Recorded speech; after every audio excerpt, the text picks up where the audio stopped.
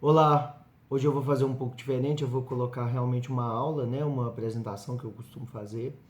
E nessa apresentação, hoje o dia é de explicar como que se aplica a escala numa prática de qualquer agente de saúde, qualquer profissional de saúde, qualquer estudante que estiver realizando a visita domiciliar ou cadastrando uma família ou fazendo uma análise de um prontuário familiar. E a gente ainda utiliza a ficha do SIAB, mas de qualquer maneira, essas informações também estão presentes no ESUS, nas fichas CDS de cadastro de domicílio.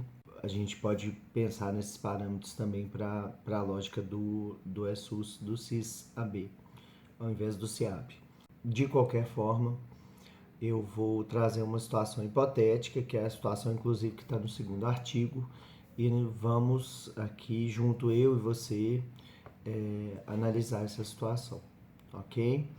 Se você não viu os vídeos anteriores, te convido a ver. O primeiro vídeo, né, fala das origens da escala, link na descrição, e o segundo vídeo também vai falar da escala, mas na lógica das evidências.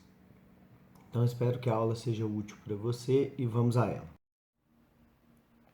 Bom, então vamos falar um pouquinho da escala, como que se dá a aplicação dela, né? A escala de vulnerabilidade familiar de Coelho Savassi.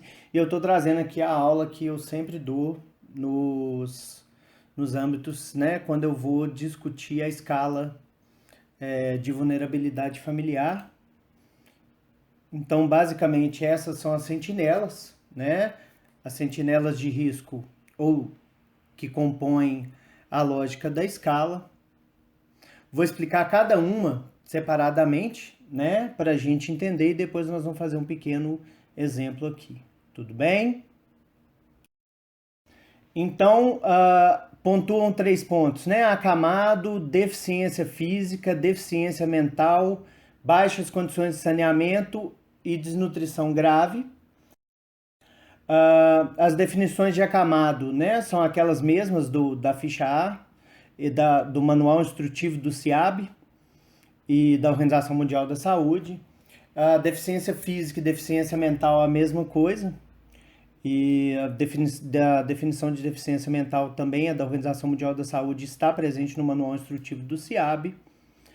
As baixas condições de saneamento têm sido, né, uma dificuldade para alguns para classificar, então nós consideramos baixas condições de saneamento a presença de qualquer um dos 3 piores cenários de saneamento do CIAB. Então, o que é baixa condição de saneamento? É esgoto a céu aberto, lixo a céu aberto ou água não tratada. A desnutrição a gente usa como definição, né, a própria instrutivo do CIAB, mas é a questão do IMC. A gente sabe que a nutrição tem alguns questionamentos em relação a essa definição de desnutrição. Drogadicção é importante, gente. Qualquer droga ilícita ou lícita. Então, álcool, tabaco, né? Uso de benzodiazepínicos, dependência de benzodiazepínicos, então dependência de diazepam, clonazepam, conta e pontua dentro da escala. Desemprego, analfabetismo, enfim, os dados, no artigo de 2012 há uma explicação bem clara a respeito disso. E a relação é morador sobre cômodo, então número de moradores sobre o número de cômodos. Se maior que 1, ou seja, se há 9 pessoas para 7 cômodos, pontua-se 3. Se há, por exemplo, 5 pessoas e 5 cômodos na casa, pontua-se 2. E se o número de moradores é inferior ao número de cômodos, então a pontuação é 0. Lembrando que cômodo é qualquer parte da casa, exceto o corredor e alpendre, que banheiro, cozinha, área de serviço, tudo isso conta como cômodo. Se há várias pessoas na casa com uma condição, a pontuação é por indivíduo. Então, se por exemplo, no caso da drogadicção, você tem lá uma pessoa que fuma e bebe, e faz uso crônico de benzodiazepínicos, não consegue suspender, essa pessoa vai pontuar 2 pontos. Agora, se tem 5 pessoas em casa, todas 5 tabagistas, cada uma pontua 2 pontos, tá? Os únicos indicadores que não vão pontuar por indivíduo são os indicadores relacionados à casa, ou seja, as baixas condições de saneamento, que vão pontuar, então, uma vez só, e a questão do número de moradores por cômodo. Todas as outras sentinelas vão pontuar individualmente. Então, se você tem 2 pessoas com deficiência física, é 3 pontos para cada pessoa, ok? Bom, posto isso, os scores, né, colocados são os scores de pontuação de 5 ou 6. Você tem o R1, hoje a gente já pode usar o V1, né, o primeiro grau de vulnerabilidade, o primeiro nível. O score 7 ou 8 vai ser o V2 ou R2 e maior que 9 R3, lembrando que não existe risco ou vulnerabilidade zero, ou risco ou vulnerabilidade nula, tá? Existe a vulnerabilidade habitual, então, por favor, não usem R0, não usem V0. A vulnerabilidade é a vulnerabilidade habitual, até porque as condições são dinâmicas. Bom, e aí nós podemos então ir para um exemplo, né? Esse é o exemplo que está no artigo de 2012 e que fala o seguinte: uma família possui 2 acamados. Um deles é um idoso de 75 anos e hipertenso. O outro acamado não é idoso, é deficiente físico. Teve amputação traumática de membros inferiores e ambos são analfabetos. Não existem outras sentinelas de risco nessa família.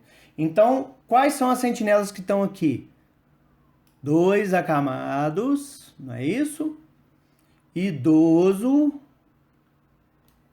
hipertenso, deficiente físico e ambos analfabetos. Vamos lá? Vamos pausar? Pause o vídeo, faça o cálculo, se necessário volte lá na tabela e vamos ver se você acerta. Pausou? Ok, vamos em frente então. Então as sentinelas estão aqui, você percebe que o traço preto ele determina 2 vezes uma sentinela de risco que pontua 3 pontos, né? A pontuação final sua foi qual? Responda aí. Então vamos lá, a pontuação final foi 13. Por quê? Porque cada camado pontua como 3 pontos, ser idoso mais 1 ponto, ser hipertenso mais 1 ponto, ser deficiente físico mais 3 pontos, e aí ser analfabeto para cada um mais 1 ponto cada, ok? Então o que nós temos? Um score familiar final de 13 pontos, que indicaria uma família em alta situação de risco ou de vulnerabilidade. Bom, esse é o exemplo mais clássico que nós utilizamos no artigo. Nós podemos partir para outros exemplos, mas eu quero te convidar a conversar comigo. Conversa comigo, me fala suas dúvidas, coloca aí nos comentários do YouTube ou nos comentários da postagem, e aí vamos conversar, vamos tirar as dúvidas, vamos te ajudar a aplicar a escala da melhor maneira possível, ok? Fique à vontade, eu estou aqui para isso. Eu realmente, quando eu tive a ideia de colocar no YouTube, foi para a gente poder conversar, tá bom? Então converse comigo, por favor.